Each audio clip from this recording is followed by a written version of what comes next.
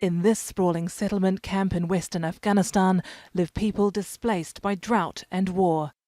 But Aziz Gul's suffering doesn't end there.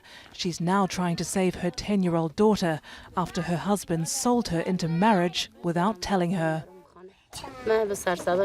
I started fighting with him and my heart stopped beating. I wished I could have died. I told my husband I'm not going to give away my daughter at such a young age.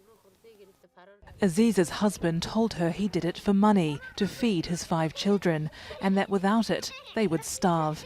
He was, in his words, sacrificing one to save the rest. But Aziz, married off herself at 15, refused, instead securing a divorce for her daughter. It cost the equivalent of around $1,000, money they don't have. Now we are not only struggling with hunger, we also owe money to the man. If we cannot return the money and he comes to get my daughter, what will happen? I would rather die than let him take her. Despite a Taliban ban on forced marriages, the practice is continuing, with many Afghans unable to afford even basic goods. A payment from a prospective groom's family can amount to the difference between life and death. In some cases, families are now also giving up their sons. It's heartbreaking. So it's the right time for the humanitarian community to stand up and stay with the people of Afghanistan.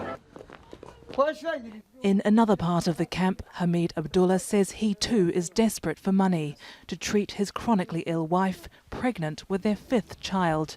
3 years ago, he received a down payment for his eldest daughter, now 7, to be married when she's older. But he needs the money now. I have another daughter. I'm even willing to sell her because I need to buy food and medicine. I don't have any other choice. And it's likely other Afghan families will feel they too have to do the same.